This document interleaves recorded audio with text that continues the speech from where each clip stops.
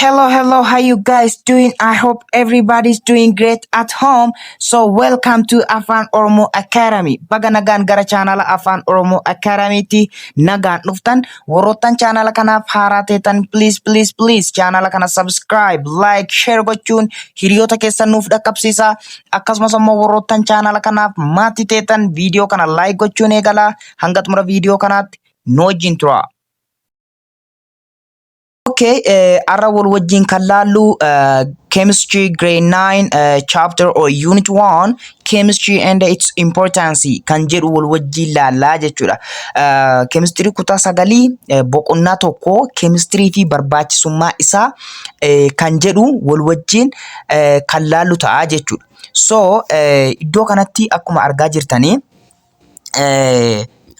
jirtan chemistry jira. So chemistry hariiroo akkamii warroottan kana waliin fakkeenyaaf food production oomisha nyaataa keessatti gahee akkamii akka inni taphatu akkasumas immoo building construction ijaarsa gamoowwan garaagaraa keessatti gaheen isaa maali akkasumas immoo agriculture yookaan qonna yookaan horsiisa ta'uu danda'a qonna keessatti gahee akkamii taphata yookaan faayidaan isaa maali kan jedhu ni ilaalla akkasumas immoo medicine qoricha garaagaraa waa'ee fayyaa wal qabate maal akka ta'e chemistry sirriitti kan wal wajjin laallu ta'a jechuudha. Unit outcomes barataan dirqama waan inni beekuu qabu jechuudha. Warroottan iddoo kana kaa'aman kun akka salphaatti ilaalina waan barataan dirqama beekuu qabu jechuudha. For example, after completing the unit, you will be able to fakkeenyaaf barataan kutaa kana xumuriin booda wanni inni ibsuu danda'u qabu, wanni inni beekuu qabu,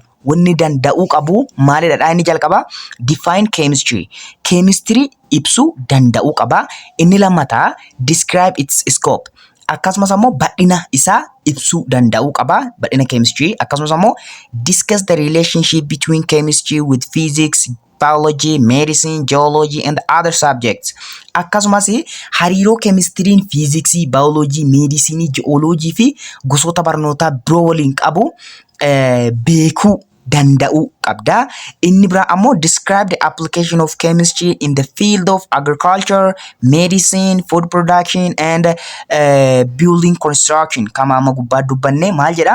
Hojiirra oolmaa chemistry'n damee agriculture, qonnaa keessatti, medicine, qorichoota garaagaraa keessatti, oomisha nyaataa fi jijjiirama yookaan ijaarsa gamoowwanii keessatti qabu ibsuu danda'uu qabda jechuudha. Name some common chemical industries in Ethiopia and their product.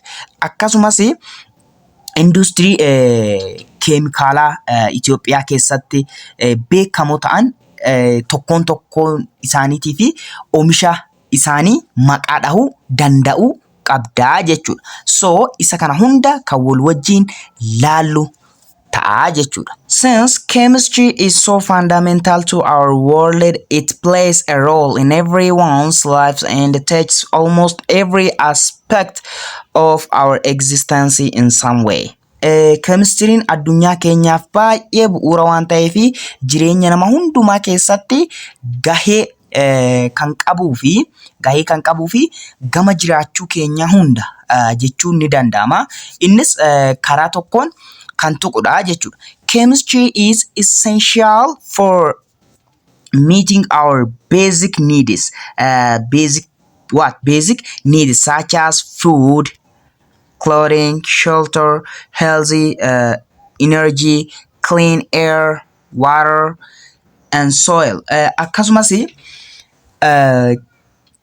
chemistry'n fedhii keenya bu'uura kan akka nyaataa, uffataa, bakka jireenyaa, fayyaa, anniisaa, qilleensa qulqulluu, bishaan qulqulluu fi biyyee guutuuf barbaachisaadha jechuudha. The question is how. So gaaffiin jiru akkamitti kan jedhudha jechuudha. So kutaa kana keessatti wal wajjin kan laallu ta'a jechuudha. In this unit, the definition and the scope of chemistry, the relationship between chemistry and other natural science, the role it plays in production and in the society, and some common chemical industries in Ethiopia and their products are presented shortly. Akkasumas kutaa kana keessatti hiikaa fi bal'ina chemistry, walitti dhufeenya chemistry fi saayinsii uumamaa biroo gidduu jiru, gahee inni oomishaa fi hawaasa keessatti qabu, akkasumas industiriiwwan keemikaalaa waliigalaa tokko tokko Itoophiyaa keessatti argamanii fi oomisha isaanii gadi fageenyaan dhiyaateera kan kutaa kana keessatti wal wajjin laallu ta'a jechuudha. 1.1 Definition and Scope of Chemistry. Tokko tuqaa tokko hiikaa fi bal'ina chemistry kan jedhu yookaan immoo scope of chemistry laalaa jechuudha. In this section, two aspects of chemistry are going to be dealt with. Akkasumas hiikaa fi bal'ina chemistry jenneera kutaa kana keessatti maalidha gama chemistry lama ilaalla. So, lama ilaalla. The first is definition of chemistry. Inni jalqabaa maalidha? Hiikaa chemistry ti. Inni jalqabaa kan nuti ilaallu hiikaa chemistry yoo ta'u, which will be followed by the scope of chemistry. Akkasumas immoo inni lammataa yookaan inni itti aanu irratti hiikaa chemistry irratti hundoofnee kan itti aanee ilaallu maalidha? Scope of chemistry kan wal wajjin laallu ta'a. We shall begin by defining chemistry first. Akkasumas jalqaba dura chemistry hiikuudhaan haa jalqabnu. So chemistry hiikuudhaan haa jalqabnu. 1.1 Definition of chemistry. Tokko tuqaa hiika chemistry. Hiika maali? Hiika chemistry kan jedhu seeraan suuta bifa bareedaa ta'een kan wal wajjin laallu ta'a jechuudha. Chemistry is the science that deals with the properties, composition, and the structure of substance, elements, and compounds, the transformations they undergo, and the energy that is released or absorbed during this process. Maalidha?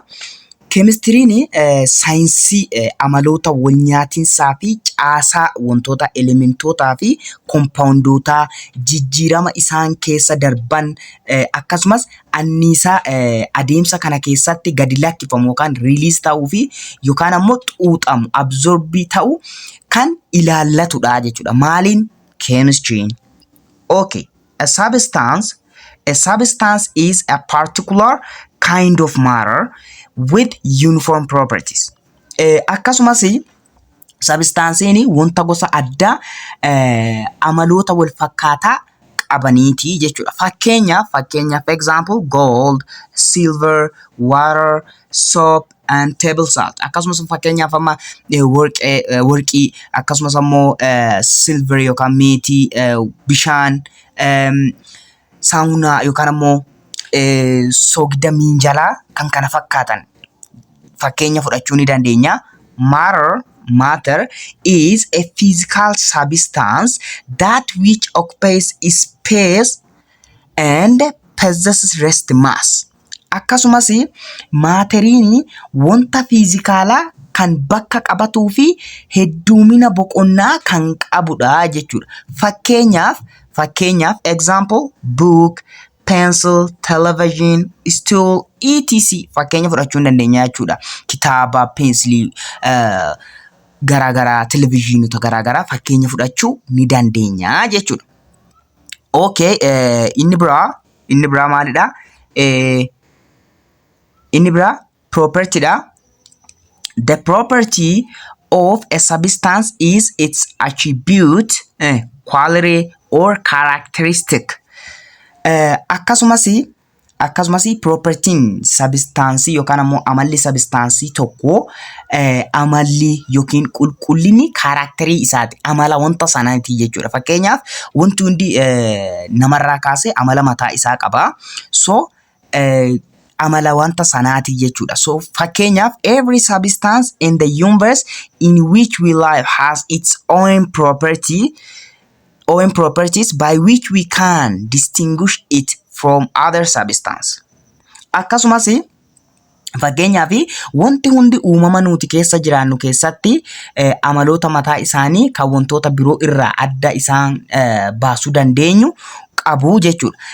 This is because every substance has its own unique composition and structure. Akkasumas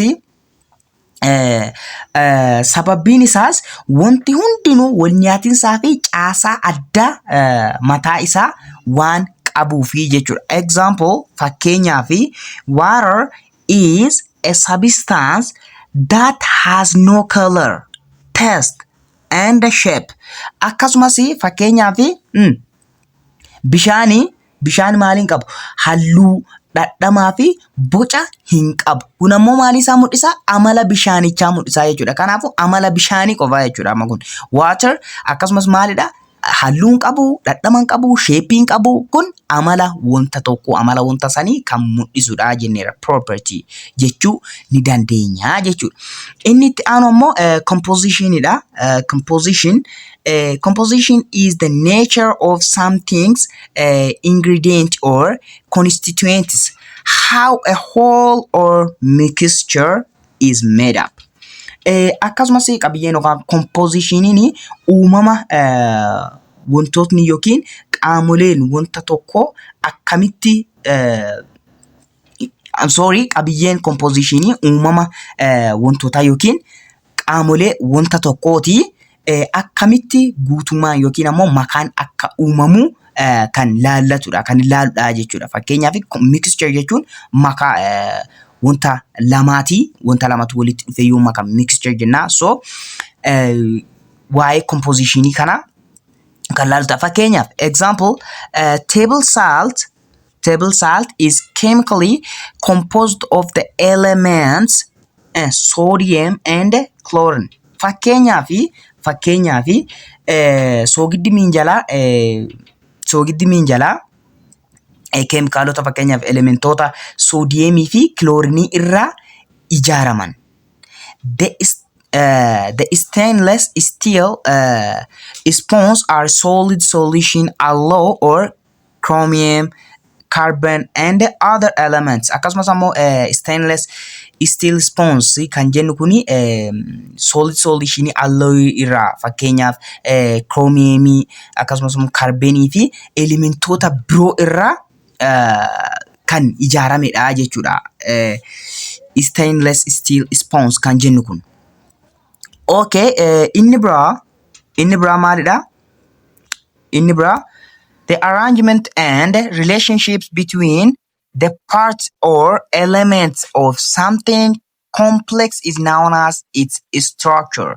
Akkasumas qophiin yookaan ammoo tartiibnii fi hariiroon kutaalee yookiin elementoota waan wal xaxaa tokko gidduu jiru caasaa isaa jedhamuun beekamaa jedha. Caasaa maali? Caasaa isaa jedhamuun beekama. For example, the school buildings are made up of roof, clean doors, windows, walls, and floor arranged in a certain order.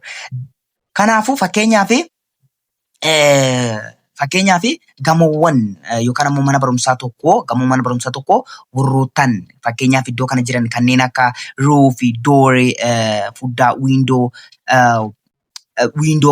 fuddaa, door, balbala, walls, mukoota cinaan dhaabbatan girgiddaa himnu isaan and floor arranged in a certain order.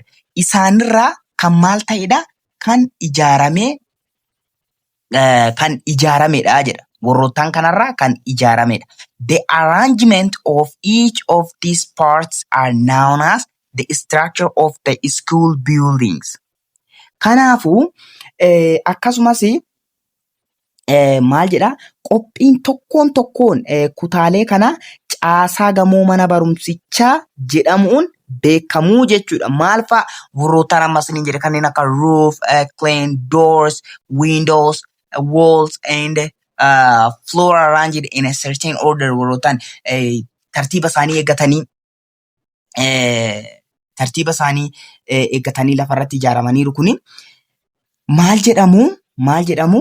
Qophiin tokkoon warroottan amma maqaa isaanii dho'e tokkoon kutaalee kana caasaa gamoo mana barumsichaa jedhamuun beekamuu jedha. So fakkiiwwan iddoo kana jiranii salt, sulfur, gold, silver akkasumas soogiddaa sulfurii, worqii akkasumas ammoo silverii yookaan ammoo meetiin jira. Substances around us. Maalidha? Substansota naannoo keenyatti argamanidha jenne. Substance jechuun maal jennee turre hangafa? Substance is a particular kind of matter with uniform properties jennee turre.